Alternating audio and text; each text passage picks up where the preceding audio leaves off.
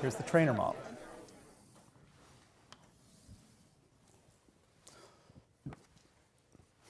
Okay. On the horizontal, instead of price risk that comes from inventories, okay, from your positions, we're going to have liquidity risk, the scale of liquidity risk that you're taking as a dealer. Again, I'm not writing everything on here, but you understand this is the maximum position, and we leave in the background for the moment what might be determining that. You know, this is the maximum short. You know, this is so we have all of those. What's the price? The price that's relevant here, okay? The overnight rate. There are two prices. There's one is the overnight rate, and there's one that's the term rate. Okay. What really is important here is the spread between these. You know, because that's the profit. Right? It's the spread between the overnight and the term rate, the difference between them. Just to make things simple for exposition, at the moment, let's think of this of the overnight rate as basically being fixed by the Fed. The Fed fixes the Fed funds rate. The Fed funds rate through arbitrage is the same as the repo rate, and we'll come back to that. So this is an abstraction, okay, and we're going to come back to that today. We're going to do that today, okay. But for now, let's just focus on the term rate here. So this is a term interest rate, is the price that dealers care about here. Term interest rate here. Okay. Now this is an interest rate. The Treynor model was about prices, asset prices. So it's the inverse, right? It's the inverse. And so our bid-ask spreads are going to be upward sloping, okay? And they're going to be flipped, okay, as well. So the model is like that.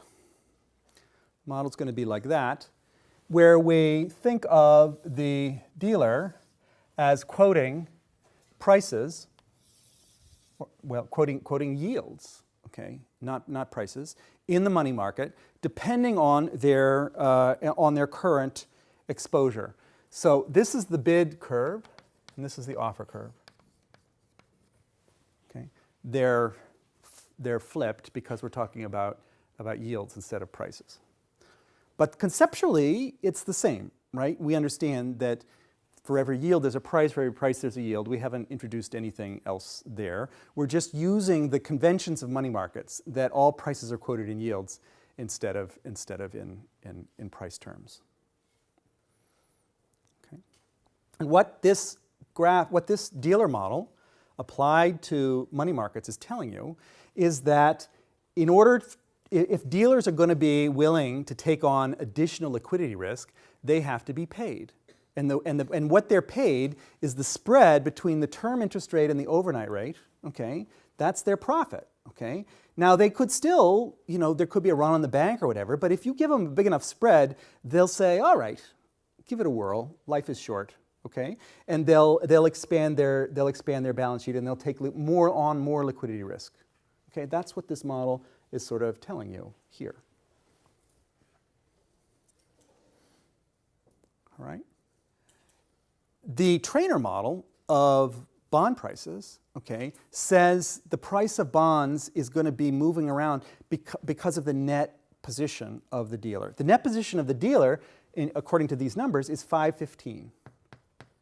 Right? That's the number that we are concerned about when we're thinking about these security dealers as security dealers.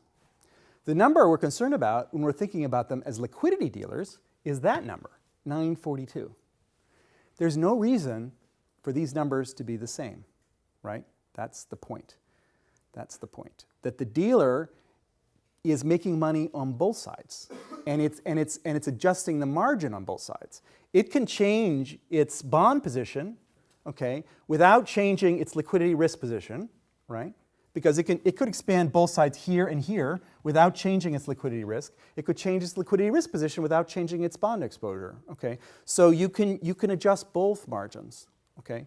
And a profit-seeking dealer will adjust both margins, naturally.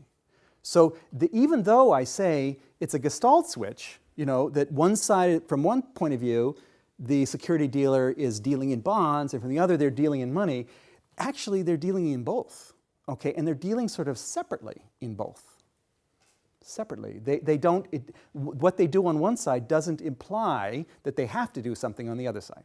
It implies they have to, if they have a bond position, they have to finance it. But how do they finance it? They could finance it overnight, they could finance it term, you know, there's a lot of things they could do. I'm showing here a story about dealers who we understand. But this is the same story that you would tell about banks that we don't understand yet. If we think about this as a deposit account and this as a term loan to a company or something, okay, this same diagram, this same way of thinking can apply, okay? Banks, however, that's thinking of a bank as a kind of security dealer, except the securities they're dealing in is money, okay? The other side of a bank is the payment system, which is what puzzled us here. Banks are both involved in the payment system and in the money market. We couldn't figure out the payment system thing, okay, when we started. It was too much of a jump.